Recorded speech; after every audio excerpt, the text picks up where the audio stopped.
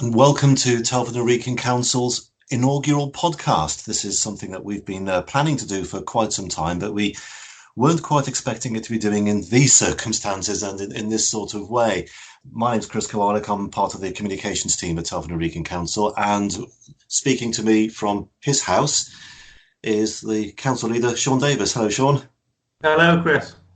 How's the last couple of weeks of lockdown been for you?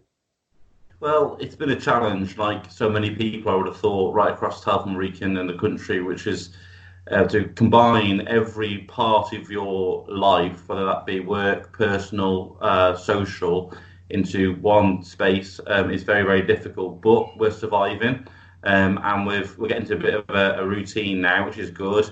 And obviously, our thoughts are with those people who are literally working on the front line. We're very lucky, despite the inconvenience of working from home, that we are working from home. And obviously we pay tribute to those NHS workers, those social care workers, and all those people who are working on the front line to help our country get through this. Take us through the routine that you referred to there, Shaun. What have you got going at home? Well, what I've done is I've effectively taken over our dining room. So our dining room table now has my laptops, my council laptop, and my personal laptop, and I'm sort of fleet between the two for various sort of technology reasons, really. And then I've got my as a dining room set up with drinks and stuff. And that is basically where I'm working throughout the day, taking phone calls, and then of course every so often, I'll pop out and have a break and play with the kids. Yeah, and there's the family life as well, isn't there? Because you're a husband, you're a father. How is that all fitted in? Well, I'm really lucky because my wife, although is a primary school teacher, is working from home at the moment. So she's been absolutely fantastic, Elise, looking after our family. So that really takes a big pressure off. But there has been a couple of close shaves where I've been on the phone to the Secretary of State for Local Government or a local MP, and Owen, my 3-year-old son, has made a dash into the room while Skype's taking place, which is a bit of like that BBC News 24 clip people may have seen. So it's all good fun. But obviously, it is really, really difficult to get that balance right. Clearly, it's a very, very busy time for all of us. And obviously, we're, as a council and councillors, are working really hard as well to support our communities. Have you found, I guess working as a councillor, it's your life anyway, but is there a division between being at work and not being at work, and especially now as the whole lot is happening from home? Well, I think, normally there isn't a huge division, but the thing that I'm really missing the most is being out and about. So people in Mallinsley and Dudley where I represent, but also right across Telford Wrekin, because obviously I live in Telford, will see me out and about and say hello and raise issues or concerns or compliment what the council's doing, and I'm missing that massively. So that's something I'm looking forward to doing our first in a while live Facebook chat on Tuesday, which I know we'll talk about later on. But in terms of home life and work life, I think it's just the amount of communication that's taking place on the phone, on Skype and various other software things, which means that obviously it's constant all the time. But as I say, I'm not complaining at all. There are people who aren't as fortunate as me by working from home, and my praise goes to them, really. And some of those people that you refer to work for the council. They've been dealing with things like food parcels, free school meal deliveries, and we've still got the nuts and bolts of the council services to run. How has that all worked? Absolutely. So, I mean, the first week, it was really surreal because effectively what we were doing was we were decommissioning the council. We were closing the things like the libraries, the theatre, the ice rinks, leisure centres, the parks. And it was one of the most surreal moments of my life that as a council leader, me and my cabinet were making decisions to effectively close down large parts of the council. But then what that has left is clearly is the core services where we absolutely need to make a huge effort in supporting our community. So whether that be delivering over 5,500 free school meals to the homes of kids in Telford and Wrekin, or whether that be Operation Shield and also our extended community service for those most isolated, and a huge effort from council workers and volunteers around that. And equally making sure we're making decisions promptly. So things, for example, like having to find money and diverting that money very, very quickly within a few hours, tens of thousands of pounds to places like the food bank and local homelessness charities, community centres, just to make sure that they can stay afloat. And it's almost like every assumption that you make in your life is sort of rocked. You know, you just assume, don't you, that the swimming baths will open and the ice rink will be open, or businesses in Southwater or the high streets will be open, and every assumption is rocked by that. But what we've absolutely done is be focused on ensuring that the most isolated, the most vulnerable are supported by this council, and that's what we'll make sure we continue to do over the weeks and months ahead. One of the pictures that we can see, for those who can see pictures with the post and with the video of this, is of you speaking to other cabinet members. I think on the screen I can recognise Richard Overton on there. Is that how you've been able to stay in touch, pretty much like everybody else, via a computer screen?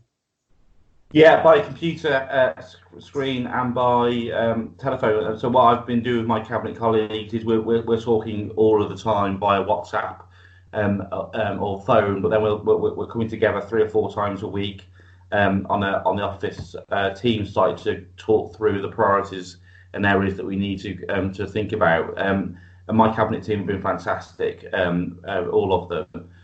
In the photograph, I think you can see Ray Evans, and I think you can see Paul Watling on the screen there, and all of them have been fantastic. It's really surreal as well, because one of my cabinet members, Eileen, he's the cabinet member for Leisure Libraries. He's new to the cabinet, and so within a week of her starting in the cabinet, she covers libraries, leisure centres, and things like that. We'd effectively closed down the whole of her portfolio. So literally on day 5 or something, the libraries were closed, the theatre was closed, the leisure centres were closed. And she said to me that she'll probably go down as one of the worst cabinet members for that area ever, on the basis that after 5 days of her in charge, the things are being closed down. But I mean, in all seriousness, that does mean that we can then divert those fantastic staff to our front line.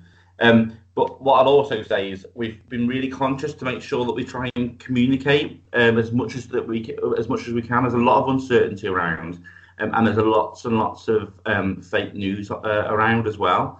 So that's why I've been doing the daily updates videos, and that's why yourself, Chris, and the whole comms team have been fantastic in ensuring that we're getting messages out all of the time. Because I know from speaking to residents that's really, really important.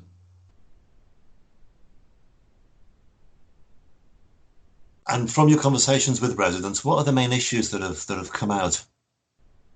Well, I think absolutely understandably, there's a huge amount of concern. There's a concern about family support, residents support, how long this will go on for, and making sure that friends and family are okay. And I think that's absolutely number one concern.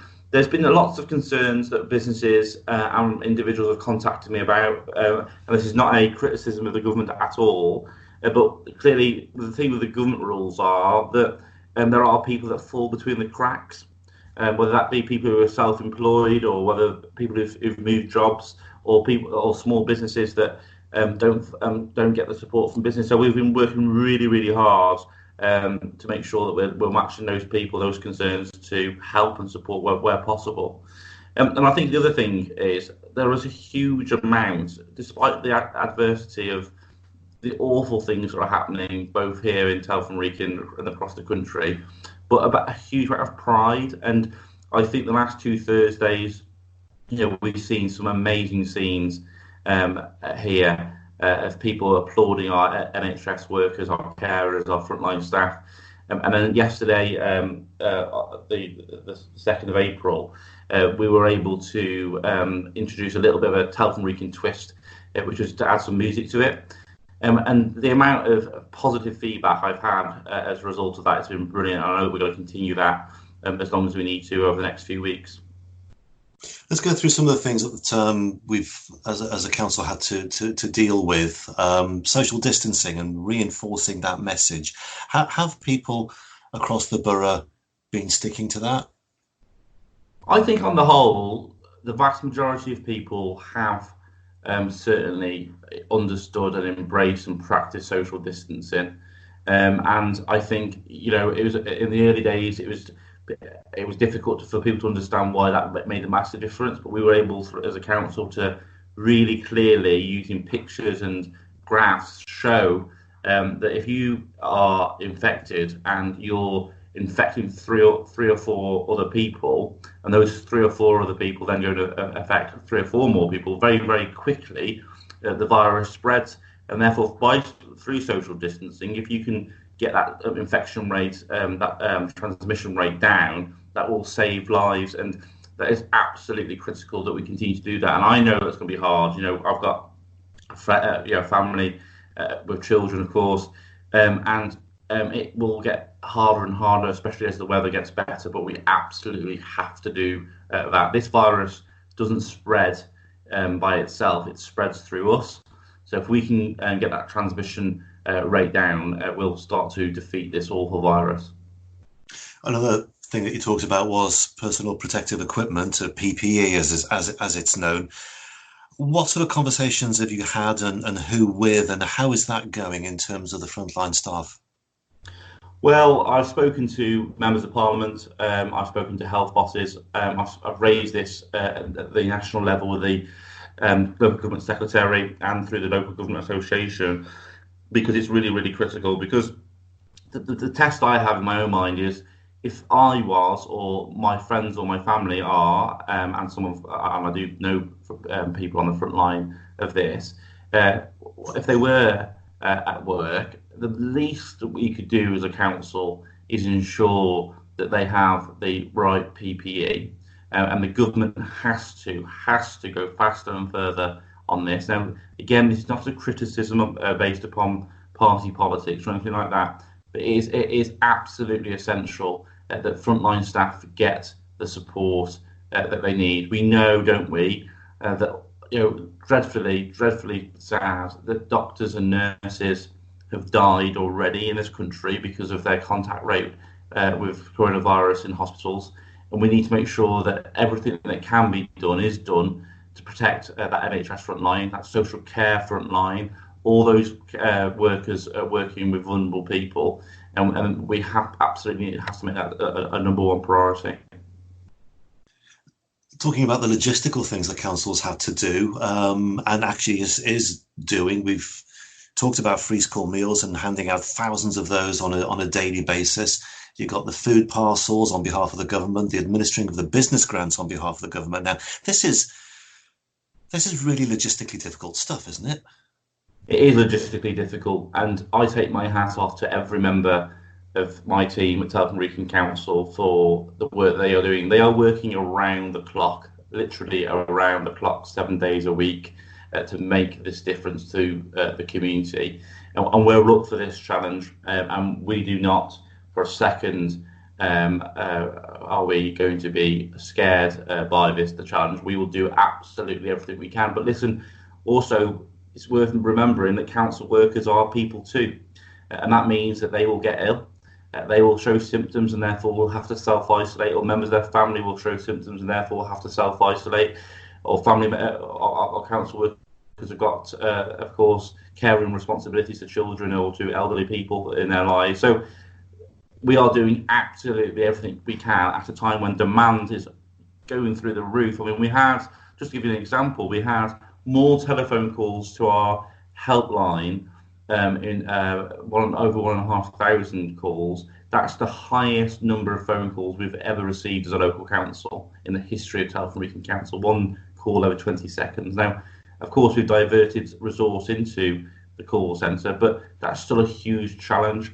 The other challenge is, of course, and it's not for residents to thank us for this, but clearly when the government are making announcements on the news, there is then undoubtedly a 48, 72 hour, if not longer, delay between that information coming from government to us, for us to then to understand it, get our systems in place to support communities and businesses. So it's a huge challenge, but our staff are stepping up to the mark. They are, on the whole, residents of Telford Wrekin or very nearby, and they care about this borough like everybody else does.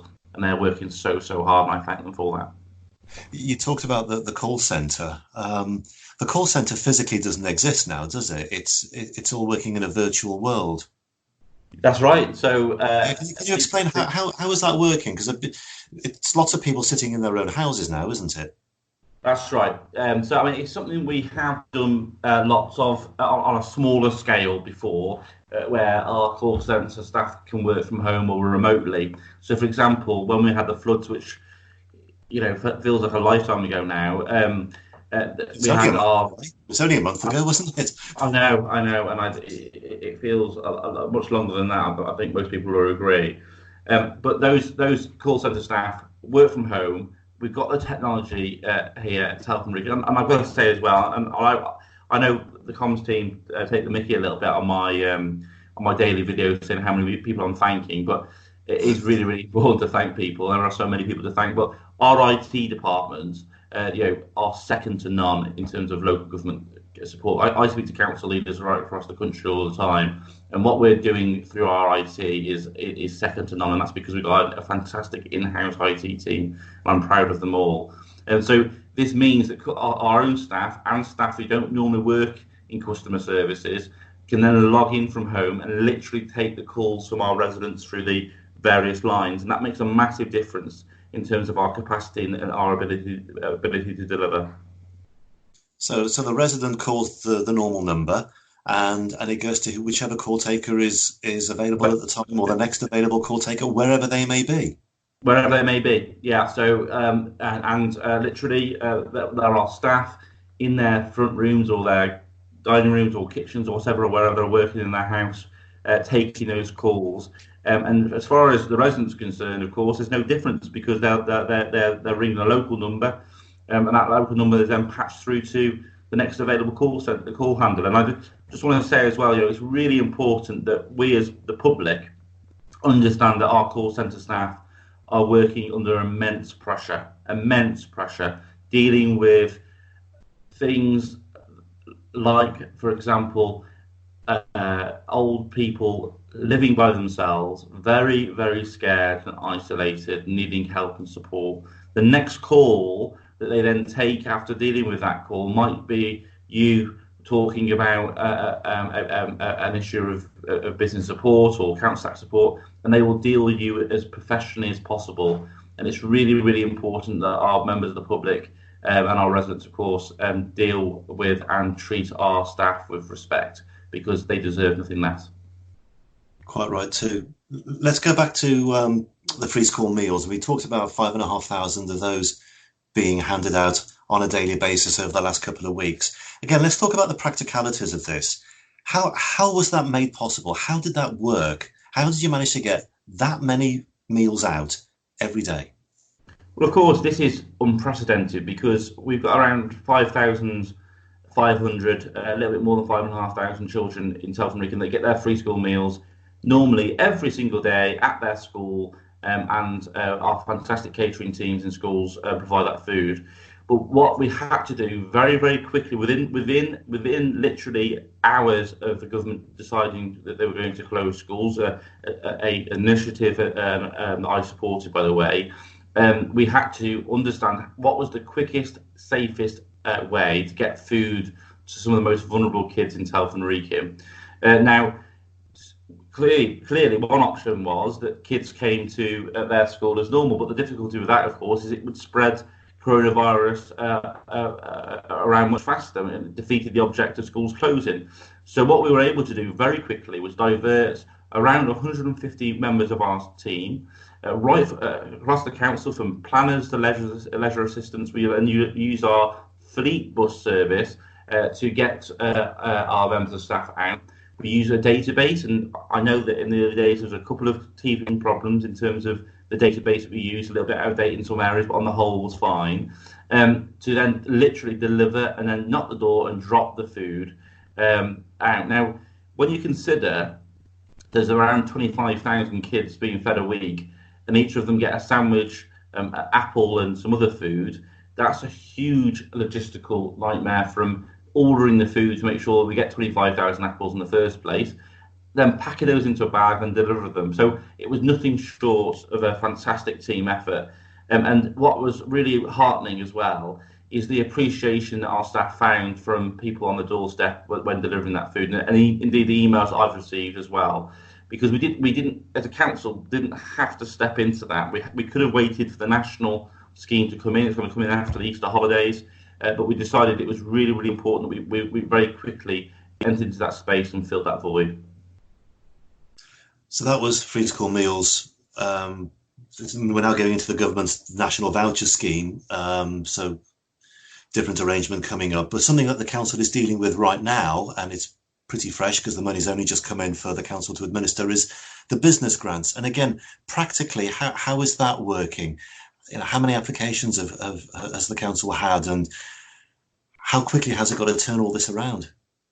Well, this is another really good example of how the government have announced a scheme and then it's taken some time to get to us. So again, not a criticism of the government, these are unprecedented times. So we had to wait, first of all, for the government's headline offer to be translated into the guidance, because it's the government's money that we're administering on their behalf.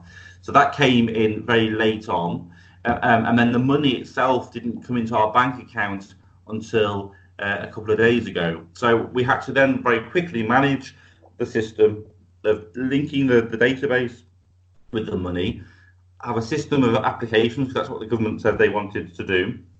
And we've already got over 10% of the cash out of the door in less than in less than 48 hours of true operation. And teams will be working over the weekend to get more of that money out to businesses very quickly.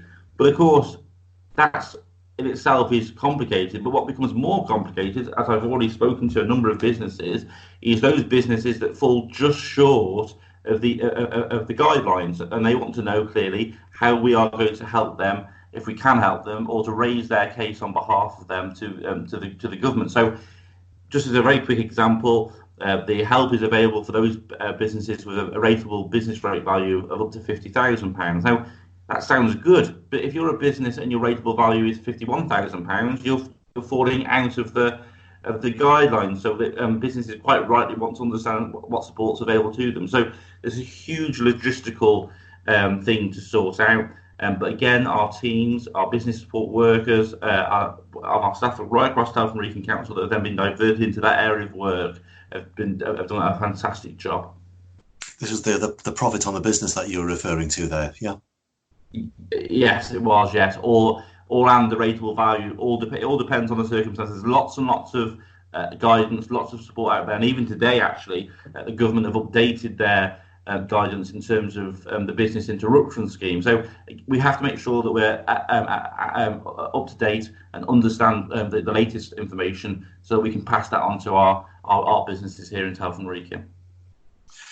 So that's just a flavour of some of the things that have been happening over the last couple of weeks. What's your sort of gut feeling of the future? How long before there's any semblance of any of us actually seeing each other back at Addenbrooke House or Derby House or in Wellington or anywhere? Well, I think ultimately we have to be guided by the government, and the government has to be guided by the scientific and medical evidence. This is not going to be over, I don't think personally, by the end of April. I think we are in this for some months to come. And I think even after the general lockdown has finished, I do then think there will be a period where we're not quite back to normal, where there will still be restrictions and still social distancing taking place. And I think we have to understand why we're doing this, and the reason we're doing this is to save lives and to protect the NHS. Because what we're trying to do as a country, a whole national effort, is to ensure that we can support the NHS to help as many people as possible, and those people will be our friends, our neighbours, our relatives. So the mission is so important to the lives of so many people in this country, and I'm desperately sad that already we're seeing hundreds of people dying every day from this. And I've as I said in my daily updates, it will get worse before it gets better, and we have to, as a community, be as strong as possible to support the national effort, and to think to ourselves, whether we're individuals or businesses or organisations, what can we do to help in this situation? I know it's been it's been used. The analogy's been used lots, but I think it's the right one. We are at war, and we have to be united in defeating the enemy, which is COVID-19. And the part we play is staying at home, and that's what the two of us are doing in having this conversation, keeping a distance. But there's still the need to maintain contact with the people that you serve. And next week on Tuesday, we've got this virtual Meet Shaun. You've done it in person before, but now we're doing it virtually. Tell us about that. Yes, so this is something I'm really proud about that I started a few years ago, which is effectively, I used to just go to a local shop or community centre or pub or whatever, and people were able to come and have a chat and share any ideas or concerns, and clearly that isn't possible in this climate. So what we're going to do is do on Facebook, do a meet, virtual meet. So it's 7:30 on Tuesday evening. So come and join us on the council's Facebook page. Bring a cup of tea or coffee or something maybe a little bit stronger, and literally you can pose your question, and I will do my best to answer that question. And hopefully we can help residents either understand something they're not quite understanding at the moment, or allow residents to raise a concern, which I can fix later on, or literally just to be able to have a conversation and have a chat and something different. And if it works, we'll obviously do it again. And finally, and I won't take the mick, Shaun, I know we've said, you've referred to this on the videos, but a lot of thank yous to say to an awful lot of people, and we've still got a long way to go. We've got a long way to go, but absolutely, and I think it's really important that we all say thank you. People, in times like this, when the norm of our lives are challenged, it's the things that we've taken for granted for many years that we start to notice. So, when was the last time we noticed our binmen in our street emptying our bins? But actually now we're noticing them and we're thanking them and we're supporting them. When was the last time we thought about the cleaners in our doctors or our hospitals or in our workplaces? Now we're thanking them because what they are doing in terms of cleaning this vile COVID-19 away is so important. So it is really, really important that we thank people, be kind to people, and make people's day by a smile or a thank you, because it's so important to the morale of our community, and that's what I'll continue to do. And I know we're all going to continue to do that over the weeks. Do you think at the end of all this, we'll be living in a different world? Will people behave differently? Will they have a different attitude towards each other as a result of the kindness that this is bringing out? I hope that this is going to be a national reset moment, actually. I mean, it sounds quite grand and quite romantic, I suppose, but I just hope that, some of the things that we've been able to do as a country because of this, because we've needed to in order to protect the many, which is to help the few, which is, for example, homelessness. Homelessness has been a scar on this country for so long. We've got a fantastic homelessness offer in Telford Wrekin, but with a little bit more money right across the country here in Telford Wrekin, now we've been able to take and offer accommodation to every homelessness person in the country. Now, why wouldn't we do that before? And I hope this is a reset moment. And I hope also it's a reset moment for us all. We're being forced to stop our busy routine lives, and we're thinking differently. And I genuinely hope that reset moment will go forward, both locally but also more broadly. And I know that it's difficult because ultimately, people are working really, really hard to save people's lives at the end of this. But we've got to be kinder as a country, and got to be kinder as a community. And I hope that that's the positive that comes out of this awful situation. Shaun, thanks very much indeed. Thank you. Thank you, Chris. Thank you, Chris. Thank you, Chris. Thank you, Chris. Thank you, Chris. Thank you, Chris. Thank you, Chris.